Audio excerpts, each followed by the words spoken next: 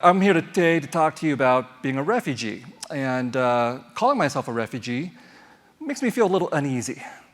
Because clearly you are looking at one refugee who has become quite bourgeoisie. I've gone from camps to clubs, invited to all kinds of places that I never would have been invited 30 or 40 years ago when I clearly looked much more like a refugee.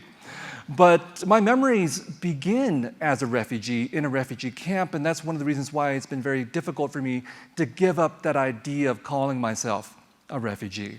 I came to this country at 4 years of age in 1975 as a refugee, and my memories begin in that refugee camp of Fort Indian Town Gap in Pennsylvania. There were 130,000 Vietnamese refugees who were fleeing from South Vietnam, and we ended up in one of 4 refugee camps in the country.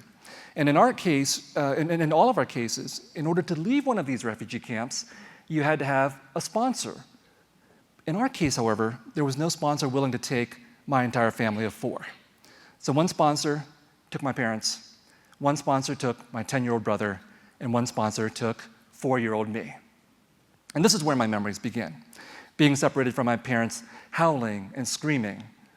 And now I'm the father of a 4-year-old, and I can see much more clearly what that experience must have been like for my parents to have their child taken away from him, because I can barely stand being away from my son for a weekend like this.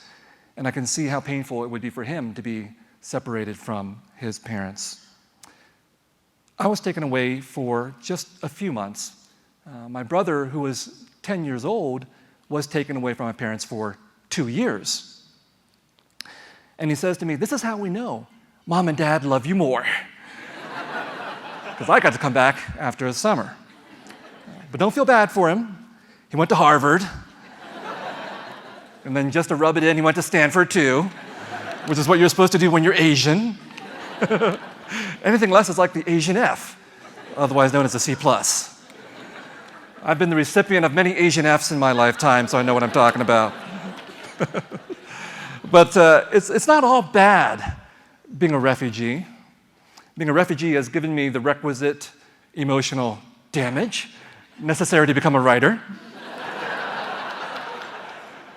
And in this experience, I like to pass on to my son. And he's 4 years old. He's basically a new American born here in this country. And like many middle-class American kids, he loves Legos. But you can't give your kids everything they ask for. So he doesn't get all the Legos he asks for.